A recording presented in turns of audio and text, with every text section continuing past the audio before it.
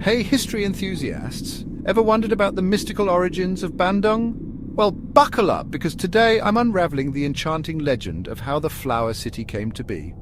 Our journey begins in the lush and fertile land of Sunda. Before it became the Bandung we know today, full of hills and the serene Citarum River, it was a vast valley surrounded by towering mountains. This ancient legend has been passed down through generations, and it all starts with Mount Tangkuban Parahu and a young man's fury. Once upon a time in Pasundan, there lived a powerful young man named Sangkuriang. Unbeknownst to him, his mother, Dayang Sumbi, was an angel with a monumental secret. When Sangkuriang discovered that he almost married his own mother, he was consumed by rage. In his fury, he kicked a large boat he had crafted, flipping it upside down. That very boat transformed into Mount Tangkuban Parahu, standing tall to this day in the north of Bandung. But this tale doesn't end with Sangkuriang's wrath. After the ordeal, Dayang Sumbi, wielding her supernatural powers, pleaded with the gods to protect her home. The gods responded in a surprising way. Following Sangkuriang's outburst, the earth around the valley trembled.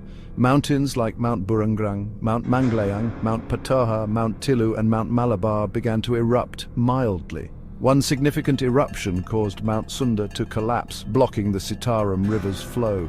Heavy rains then flooded the valley, creating a vast body of water known as the ancient Bandung Lake.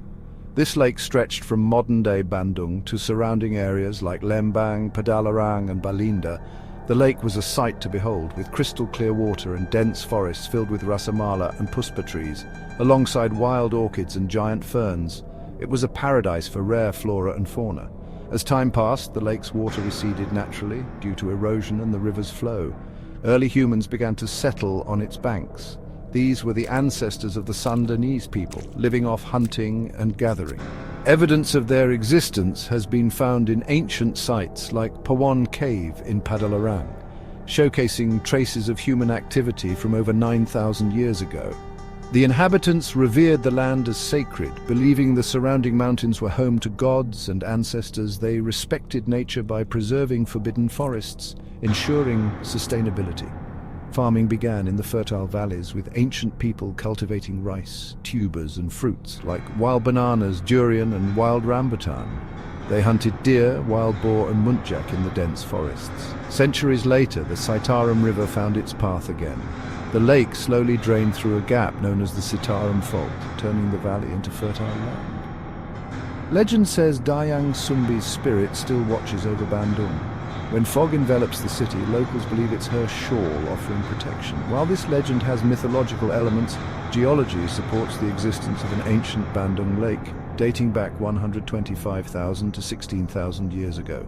Soil layers and lake sediments discovered in areas like Rangkai Kek, Dago, and Tilunyi bolster this claim. Cultural traces of this legend persist among the Sundanese people. The myth of Dayang Sumbi's powers and Sangkuriang's fury is still recounted in folk tales. Names like Tangkuban Parahu, Gunung Putri and Situ Ciburuy remain connected to this story, so next time you set foot in Bandung, remember, you're walking on land steeped in thousands of years of history where legend and reality intertwine.